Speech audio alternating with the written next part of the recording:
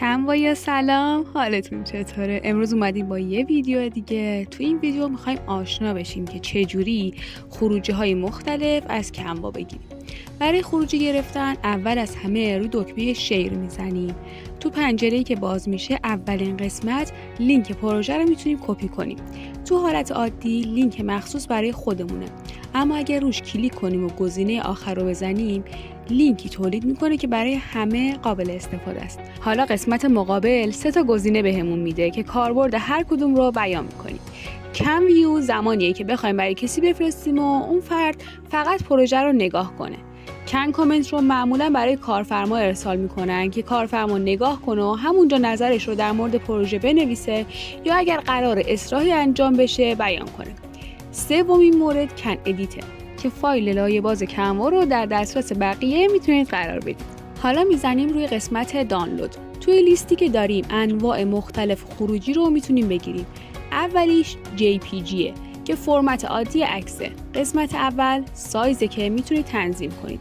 دومی کوالیتی یا همون کیفیته. پایین‌تر یه قابلیتی میده که حجم عکس رو محدود کنید. مثلا بعضی وقتا یه سایت میگه حجم عکس نباید بیشتر از 200 کیلوبایت باشه. میتونیم اینجا اون عدد رو وارد کنیم و کنوا خودکار ابعاد و کیفیت رو برامون تنظیم میکنه. قسمت آخرم سلکت پیجه. چون من اینجا چند تا اسلاید دارم میتونم انتخاب کنم که از کدوم خروجی بگیره. در نهایت هم یه تیک داریم که تنظیماتی که الان انجام دادیم رو سیو کنه تا اگر هر وقت خواستیم خروجی جدید بگیریم لازم نباشه باز این تنظیمات رو انجام بدیم. خروجی دوم PNGه که بازم فرمت عکسه، با این تفاوت که میتونید بدون پس زمینه اون رو سیو کنید. معمولا المان ها رو با این فرمت سیو میکنن. خروجی سومم PDF استاندارده.